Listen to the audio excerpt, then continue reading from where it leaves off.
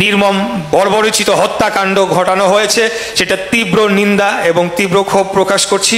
আমার আপন ভাইও যদি কোনো ধরনের অপরাধমূলক কাজে জড়িত হয়, তাকে অবশ্যই আইনের আওতায় আনতে হবে। ইশরাক হোসেনের ভিডিওটি অবশ্যই দেখলেন, সম্পূর্ণ ভিডিওটি দেখবেন আর ভিডিওটি দেখার অনুরোধ রইল, দেখার পর অবশ্যই শেয়ার দিবেন।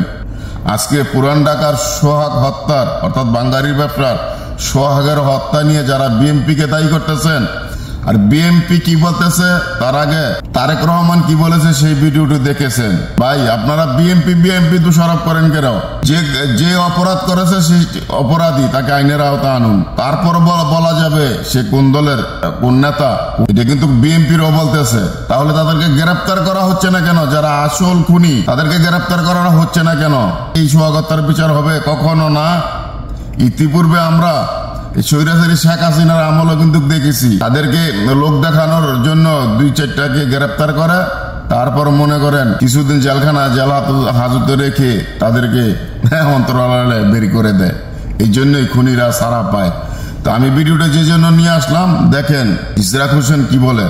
ব্যবস্থা নেওয়ার দায়িত্ব সরকারের, আমরা সরকারের নয়। আমরা এখনো বিরোধী দলে রয়েছি, আমরা সরকার চালাচ্ছি না। আমরা যে ঘটনাটি দেখেছি, মিটফোর্ডে একটা বিভৎস এবং বর্বরোচিত একটি হত্যাকাণ্ড সংঘটিত হয়েছে, যা মধ্যযুগীয় বর্বরতাকেও হার মানায়। একজন মানুষ আরেকজন মানুষের উপরে কিভাবে এই ধরনের একটা অত্যাচার এবং দিন দুপুরে এইভাবে তাকে হত্যা করতে পারে, সেটা আসলে আমাদেরকে একজন মানুষ যেই ধরনের নৃশংস বিভৎস কাজ করতে পারে, তার সাথে যত শত্রুতাই থাকুক না কেন, তার একটা বারের জন্য কি বুক কাঁপলো না, হাত কাঁপলো না যখন বারে বারে সে আঘাত করছে সেই ব্যক্তিকে? এটা দেখে আসলে আমাদের আমার নির্বাক হয়ে আমরা গিয়েছি যে কিভাবে একটা মানুষ এই কাজ করতে পারে। পরবর্তীতে আমরা দেখলাম যে আমাদের যুব দলের নামে সেখানে জড়িত করে বিভিন্নভাবে সেটাকে প্রচারণা চালানো হলো। ঘটনাটি ঘটলো বুধবার দিন, ভিডিওটি ভাইরাল করা হলো ইন্টারনেটে শুক্রবার দিন, এবং তারপরে এটা নিয়ে নানান আলোচনা করা হলো এবং সারা দেশে বিভিন্ন জায়গায় ছোট ছোট ভাবে আমাদের বিরুদ্ধে কুৎসা রটানোর মতো মিছিল করা হলো, বিভিন্ন ধরনের স্লোগান দেওয়া হলো। তো আমরা মনে করি এটা একটা পরিকল্পিত একটা ঘটনা ঘটানো হয়েছে।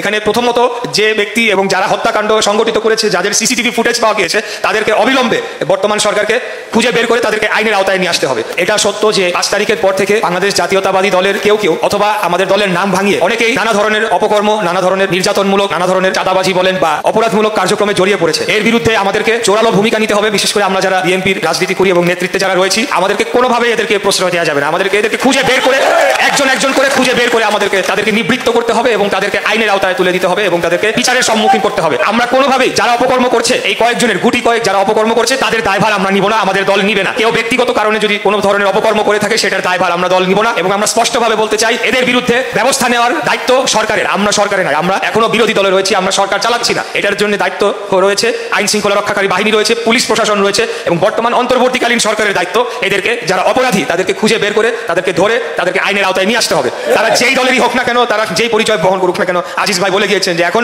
তাদের আসল পরিচয় বের হচ্ছে, সে ঢাকা কলেজের ছাত্রলীগের একজন কর্মী ছিল, এখন তাকে যুবদল বানিয়ে দেওয়া হচ্ছে। তা আমি বলবো যে সার্বিকভাবে যে পরিস্থিতি, তাতে করে কেউ আমাদের দলের নাম ব্যবহার করে যে অপকর্ম করে নাই, চাঁদাবাজি করে নাই, বিভিন্ন ধরনের অপরাধমূলক কার্যক্রমে জড়িত হয় নাই, সেটা যদি বলি তাহলে বাস্তব সত্যকে অস্বীকার করা হবে, যেটা আমরা করতে চাই না। আমরা আগামী দিনে কেবলমাত্র জনগণের কল্যাণে রাজনীতি করতে চাই এবং সকল ধরনের অপরাধীদের আমাদের দল থেকে বিতাড়িত করে তাদেরকে বাংলাদেশকে একটা সুন্দর একটা সমাজ হিসেবে আমরা গড়ে তুলতে চাই। সেই লক্ষ্যে আমরা কাজ করে যাব এবং আমরা কোনো ধরনের অপরাধীদেরকে আমরা প্রশ্রয় দিব না। সে যেই হোক না কেন, আমার আপন ভাইও যদি কোনো ধরনের অপরাধমূলক কাজে জড়িত হয়, তাকে অবশ্যই আইনের আওতায় আনতে হবে। এই মনোভাব পোষণ করে আগামী দিনে আমরা রাজনীতি করতে চাই। দ্বিতীয়ত, যেহেতু আমাদের বিরুদ্ধে ষড়যন্ত্র চলছে, এটা আপনারা জানেন, নানা ধরনের প্রোপাগান্ডা, অপপ্রচার আমাদের দলের বিরুদ্ধে চালানো হচ্ছে। সেই জন্য আমি বলবো যে আমাদের যারা দলীয় নেতাকর্মী রয়েছেন, তাদেরকে আরো সংযত আচরণ করতে হবে, জনগণের সাথে মিশে তাদের বন্ধু হয়ে তাদের বিপদে আপদে তাদের একজন সাহায্যের খুঁটি হয়ে দাঁড়িয়ে আমাদের আগামী দিনে রাজনীতি করতে হবে। কারণ যেটা আমাদের নেতা দেশনায়ক জনাব তারেক রহমান প্রতিনিয়তই আমাদেরকে বলে যাচ্ছেন, আগামী দিনের রাজনীতি কিন্তু সম্পূর্ণ ভিন্ন হবে। পুরনো দিনের স্টাইলের রাজনীতিতে কিন্তু আগামী দিনের রাজনীতি হবে না। আমাদেরকে নতুন যে 3.5 কোটি ভোটাররা যুক্ত হয়েছে, নতুন ভোটাররা, তাদের মন জয় করতে হবে। তাদের জন্য আমরা কি করবো, সেই কথাগুলো আমাদেরকে তুলে ধরতে হবে। পাশাপাশি যারা আমাদের মুরব্বীরা রয়েছেন, সাধারণ জনগণ রয়েছেন, তাদের মনটাও আমাদের জয় করতে হবে এবং তারা যে আমাদের প্রতি একটা সমর্থন অতীতে দিনগুলো আন্দোলন সংগ্রাম সহ বিভিন্ন সময় দিয়ে গিয়েছে, সেই প্রতিদান দেওয়ার জন্য আমাদেরকে প্রস্তুত থাকতে হবে। রাজনীতি করে আমরা একটা অবস্থানে যদি যাই, সেটা একটা দায়িত্ব, সেটাকে মনে করলে চলবে না যে আমরা কোনো পুরস্কৃত হয়েছি, এখন আমরা আমাদের পুরস্কার নিয়ে আমরা যা ইচ্ছা তাই করবো। সেই মনোভাব থেকে বের হয়ে আসতে হবে। রাজনীতিতে পদ পদবি, বিভিন্ন গুরুত্বপূর্ণ দায়িত্বে গেলে সেটাকে দায়িত্ব মনে করতে হবে এবং জনগণের সেবায় নিজেকে নিয়োজিত করতে হবে। এই বার্তাটাই আমরা দিয়ে যেতে চাই এবং আমরা প্রত্যেকটা পাড়ায় মহল্লায় অলিতে গলিতে আমরা যাব এবং সেখানে গিয়ে জনগণের দুঃখ কষ্ট বা তাদের যে সমস্যা সেগুলোর কথা আমরা শুনবো, এবং গত 16-17 বছর যে দেশকে ধ্বংস করে এক দলীয় শাসন ব্যবস্থা কায়েম করে একটা স্বৈরাচার যে কীভাবে জনগণের অধিকারকে হরণ করে নিয়েছিল, সেই অধিকার আমরা ফিরিয়ে দিব এবং বাংলাদেশের ঢাকার এই অঞ্চলকে আগামী দিনে একটা উন্নত অঞ্চল হিসেবে গড়ে তোলার জন্য যা যা পদক্ষেপ নেওয়ার দরকার সেগুলো আমরা মাঠে উপস্থিত থেকে আমরা নেব ইনশাল্লাহ। অতীতে যখন আমি যখন রাজনীতির মাঠে সক্রিয় হয়েছি তখন আসলে পরিস্থিতি সেরকম ছিল না যে আপনাদের সাথে এরকম পরিবেশে একটা অনুষ্ঠান করব, মত বিনিময় করব এবং সেখানে কোনো ধরনের আপনাদেরকে ঝামেলায় পড়তে হবে না, এই ধরনের পরিস্থিতি ছিল না, যার কারণে অতীতে আপনাদের সাথে এভাবে মত বিনিময় করার সুযোগ হয় নাই। খুনি স্বৈরাচারী ফ্যাসিস্ট হাসিনার আমলে আমাদের উপরে বিভিন্নভাবে মামলা মোকদ্দমা, জেল জুলুম এবং নানাভাবে অত্যাচার নির্যাতন করার কারণে জনগণের সাথে সম্পৃক্ত হওয়ার মতো যে প্রোগ্রামগুলো সেগুলো আমরা সঠিকভাবে করতে পারি নাই।